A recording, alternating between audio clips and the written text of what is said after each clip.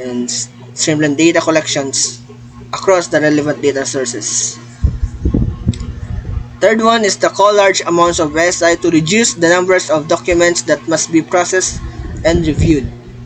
So, pag malaki masyadong amount ng SI, dapat nilang i-reduce ang numbers ng mga documents para mabilis na i-process and i-reviewed.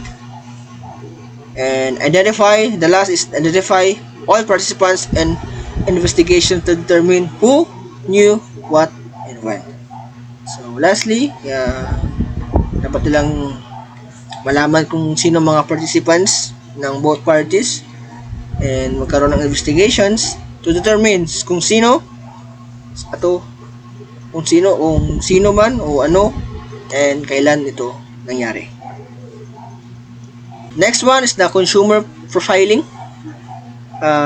Companies collect personal information from users through various online activities such as registration, surveys, and use cookies tracking software. This practice is controversial as it allows companies to gather data without explicit user consent. Cookies enable websites to tailor ads and promotions based on users' browsing habits and interests. Efforts like the Do Not Track button were initiated to address concerns about online tracking, but compliance is voluntary. For websites, marketing firms also gather data through offline activities like credit card transactions and phone surveys, adding to extensive consumer databases. This data is used to tailor product and services to individual preference and target advertising more effectively. So, familiar naman tayo sa cookies. Pag if mag-browse tayo, may mag-pop up sa gilid ng may cookies sa gilid o sa baba ng pop up. Kung mag-agree ka ba o hindi, ma-detect nila kung sino ka o makukuha nila yung mga information about you pag pinutin mo yung agreement ng cookies. So, next. However, privacy concerns hinder consumer trust and made later online purchases. While online marketers can capture personal information without user consent, volunteer data can lead to further profiling. Consumer data privacy has become a significant marketing impacting businesses' reputations and potentially leading to legal repercussion. Opponents of consumer profiling are concerned about the unauthorized collections and sharing of personal data without user consents, revealing consumer unaware of how their information is used. Kung ito siya sa mga surveys, sa mag-register ka, and also karamihan talaga sa cookies and tracking. So, talaga mag-ingat rin tayo sa pag-agree sa bawat baka kasi may mga viruses na nakalagay doon and they can use that to hack your account. The workplace monitoring. So, employers are increasingly monitoring employees' work activities including phone call, emails, web surfing, and even videotaping to ensure compliance with IT usage policies and enhance productivity. This trend is driven by concerns about decreased productivity and legal liabilities such as harassment lawsuits stemming from inappropriate online behavior. While public sector workers enjoy greater privacy rights under the Fourth Amendment, private sector employees have fewer protections and must contend with varying statutes that often favor employers. Court is typical rule against employees and privacy claims related to workplace monitoring if they had been explicitly notified of monitoring policies. So, para siyang understanding workplace monitoring sa trabaho mo.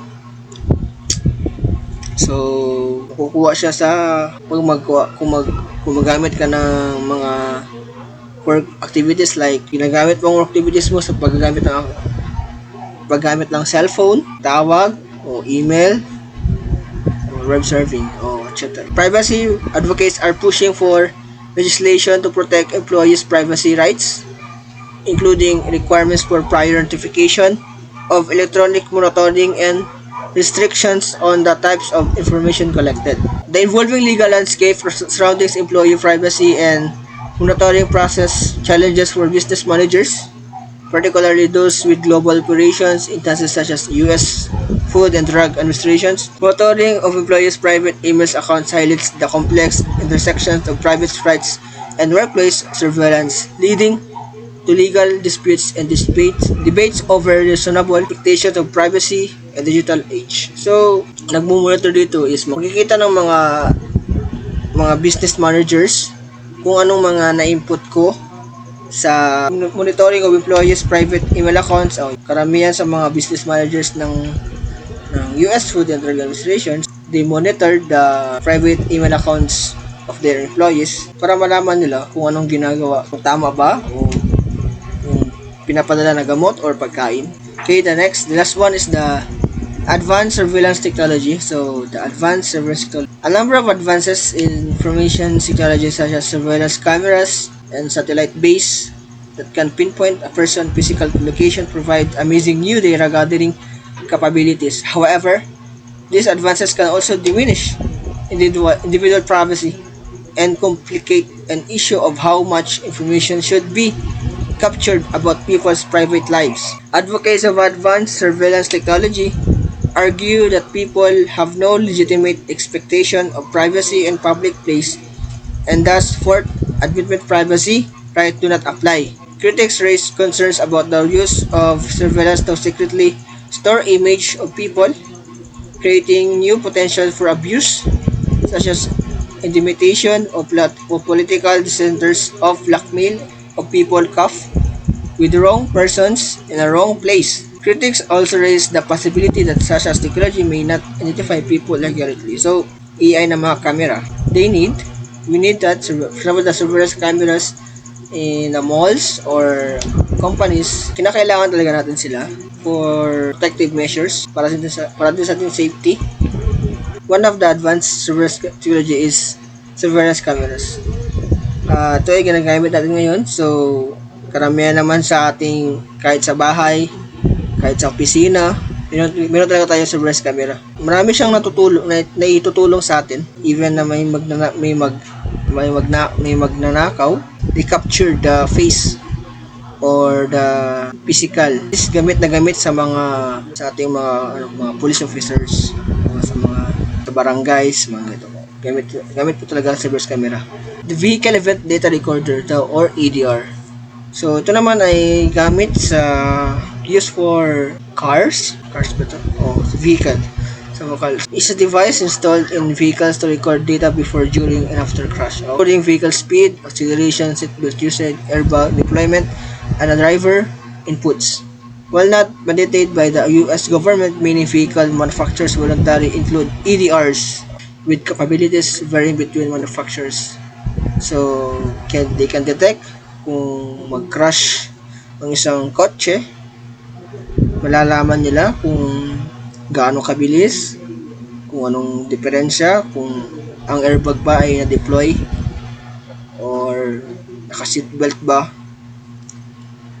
Yan. Marami silang And may isang example dito is, for example, in Howard and Miami, TYP, fire Jeff EDR data was used to determine speeding in a fatal accident. Okay. Widespread use of EDRs, public awareness of their presence, and potential legal implications remain limited. And the future utilization of EDR data in legal proceeding is yet to be fully determined. So, yun nga, if mayroong magkaroon ng fatal accidents, mga normal naman sa mga nag-investigate, for example, mga police investigator, they need to know na kung gaano kabilis ang sasakyan, na bakit ganun kalakas o ba't ganun ka-fatal aksidente na yun. So, they need to know the speed, or meron pang ginagamit ang isang driver or yung mga kasama niya ba, seatbelt ba sila, or na-deploy ba yung airbag. So, yan ang gamit ng EDR. So, EDR is so used nowadays. And lastly is the stalking apps. So stalking apps. Technology has facilitated the use of cell phones spy software known as stalking apps, allowing individuals to track someone's whereabouts, record calls, monitoring text message and web activity, and even activate the microphone remotely. Popular spy software includes Mobile Spy, ePhone Tracker, FlexiSpy, and Mobile Nanny. While business can legally develop such apps, it's illegal to install them on phone without the owner's consent or listen to calls without permission. Yes. Despite legal restrictions, determined stalkers may disregard these laws. The Senate Judiciary Committee has proposed a bill to extend liability to software companies selling stalking apps requiring disclosure and permission from phone owners before capturing and sharing location data. Exception and is included for parents who wish to monitor their minor children. An exception is included for parents who wish to monitor their minor children's phones without their knowledge. So, stalking apps, depende siya. Nakadepende siya kung paano siya gamitin.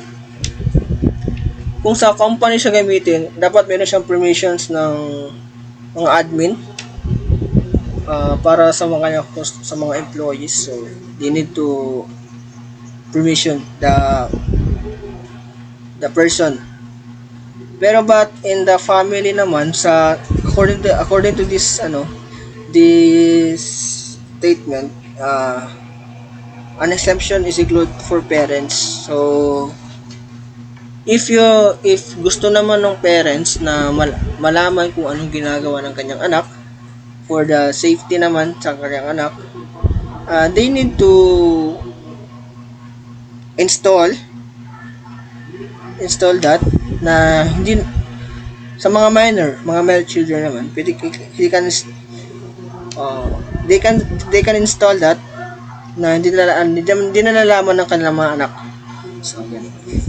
Ito may sa ako nakikita niyo sa pictures, clues that stalking us might be on your phone is abuser has physical access to your phone, abuser know specific info about you, phone's battery drains faster, unexplained charges on bill, trouble turning of phone. So, yun na yung mga clues na mga stalking apps. So all in all, this is the key privacy and anonymity issues. It depends on you kung how you use that in a good way or a bad way.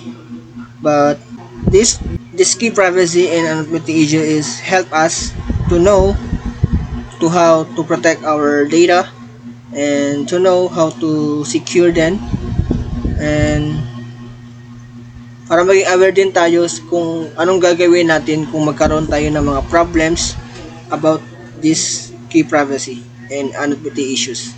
So that's all, and thank you.